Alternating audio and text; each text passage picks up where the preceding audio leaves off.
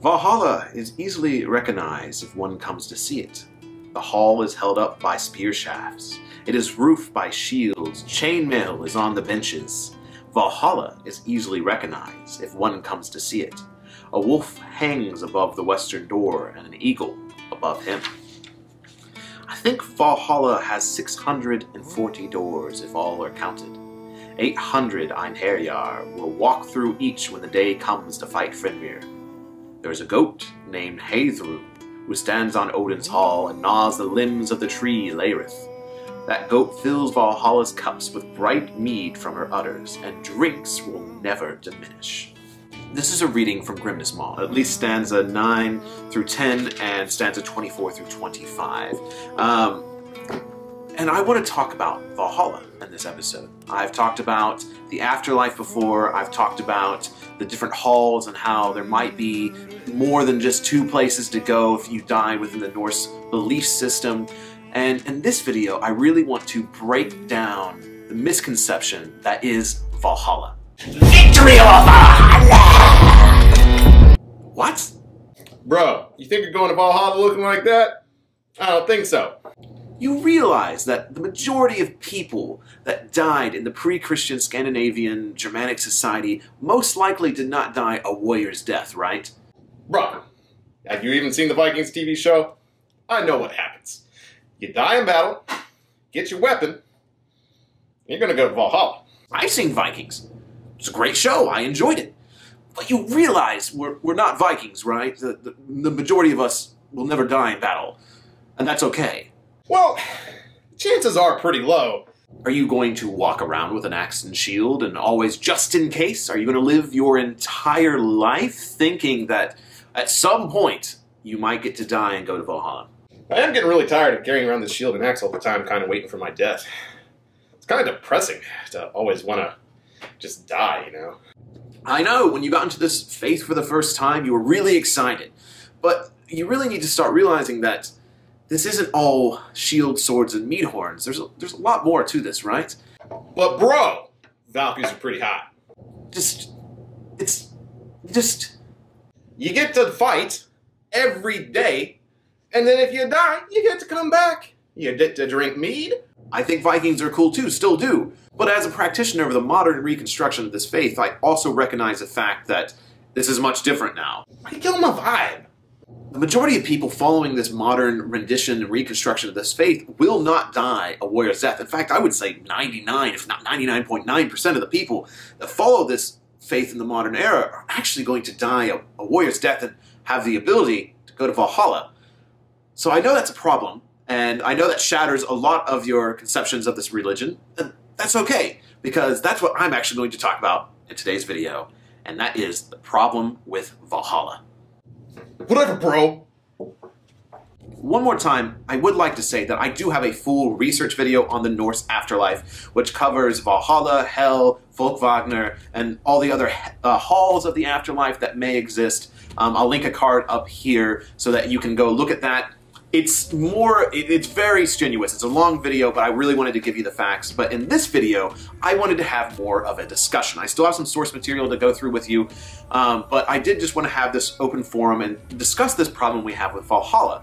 And the problem to me, just like I have in that sketch at the very beginning of this, is I find the problem is that a lot of us come into this faith for the first time. Now, this is not everyone, but many come into it with that Viking mindset of, you know, the glory of Valhalla, dying in battle, you know, the blood eagles, you know, the violence, the shield walls. It's all great warrior concepts and things like that. I definitely was a part of that excitement, you know, coming from the Vikings TV show, coming from that, you know, the ideology of the, you know, the smart warriors, the raiders, the conquerors of the sea for over 300 years.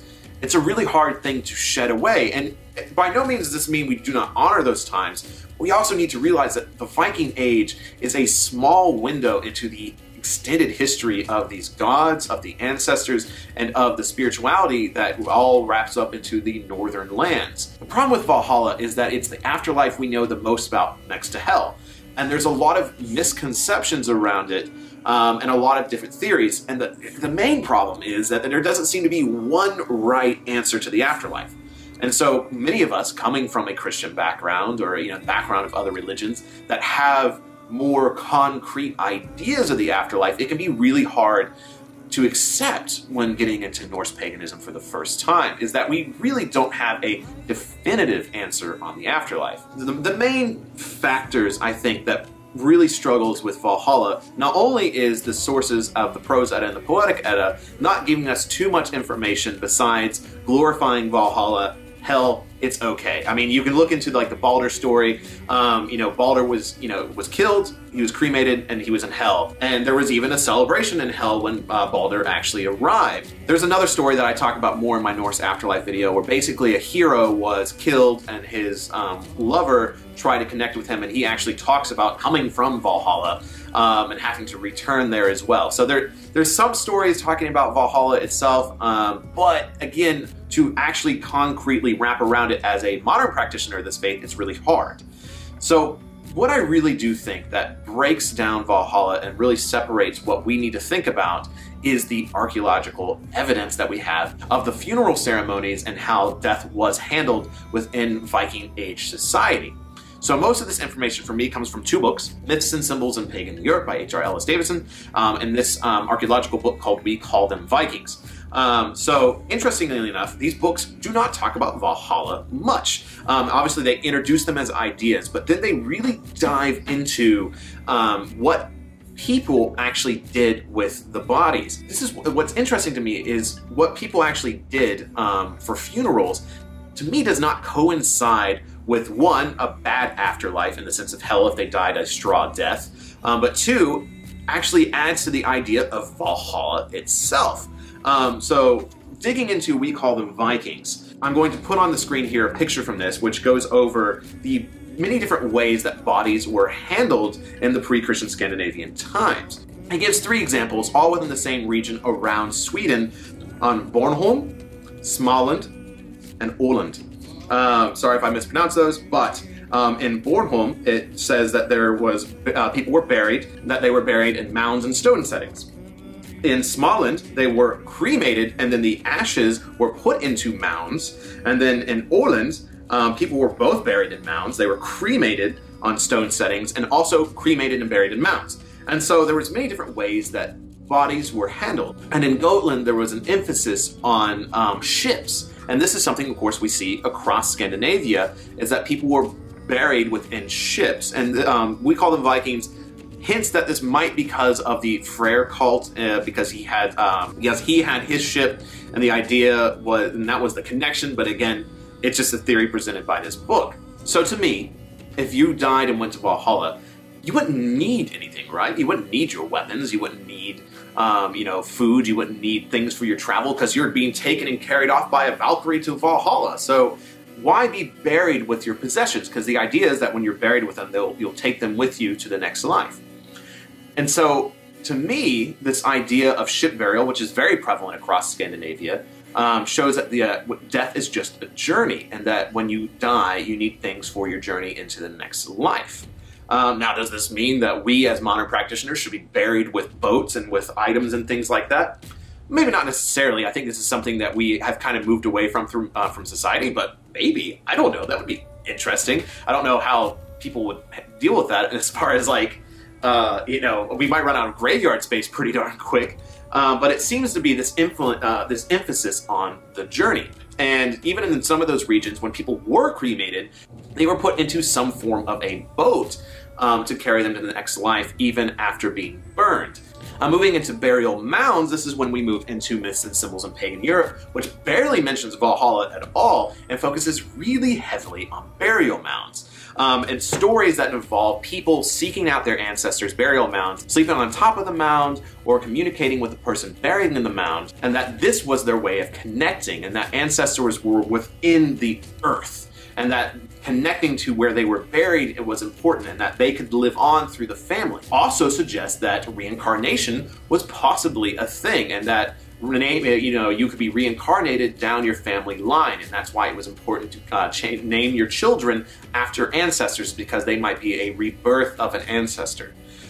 Again, these are a lot of different ideas, but really what I want to focus on is that it seems like that most people that died in Sweden, Denmark, Gotland, these regions, most people that died were buried or cremated, and that the afterlife was seen as a journey, or seen as a transition. It wasn't necessarily seen as a bad thing. And even so much so that maybe your ancestors could come and visit you. Now, none of this to me really shows the importance on Valhalla. That maybe when you were raiding and, you know, at war with other clans and around the world, and maybe you died and went to Valhalla, it seemed like a selective thing.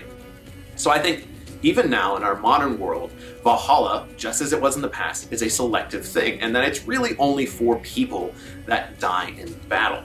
I really want to break down this misconception of Valhalla being the best afterlife possible, because as I say in my Norse Afterlife video, it seems like there's a widespread amount of halls that maybe you could go to, including Folkvagner, Valhalla, Hell, and even halls of other gods.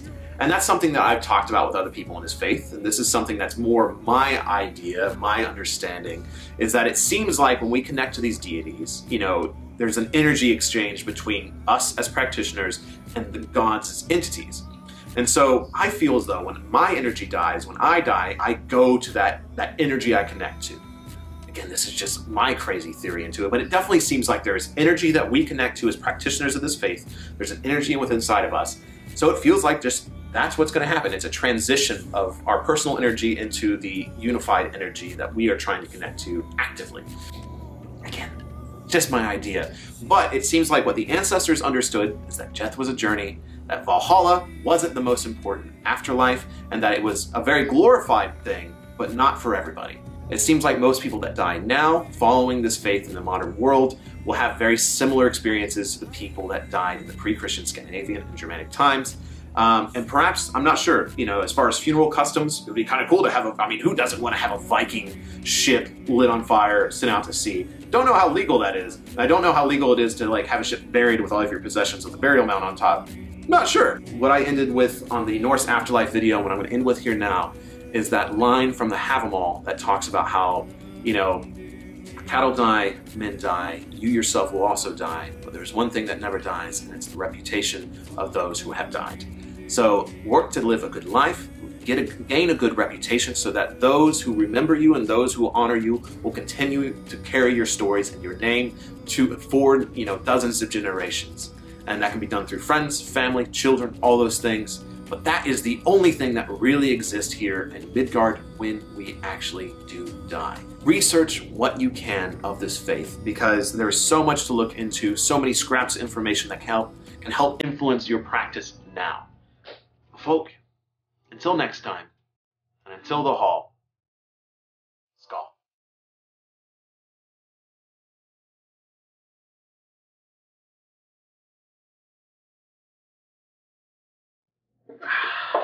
Hello, it's me, Jacob, from the Wisdom of Odin, the Norse Pagan. Let's just get a little weird with it. So, if you would like to support my slow descent into madness, think about donating to Patreon. We have a lot of great benefits there, one of which being the Wisdom of Odin Discord community, which you can join for at the lowest tier of Patreon support. You get access to a non-judgmental environment where you can ask questions, you can be wrong, and we can all learn together, and that's also where we do all of our planning for future gatherings. Additionally, if you choose to give it another tier, you get live streams, which I do every 2 weeks on Patreon. It's a great time to get to know me and ask me more direct questions about the faith and my experiences. And if you choose to give it the highest tier, you get your name at the end of the credits like you've already seen, and you get access to early access videos. So, if you want to help support this channel, everything I'm trying to do, and my slow descent into madness, please think about giving there. And until the hall,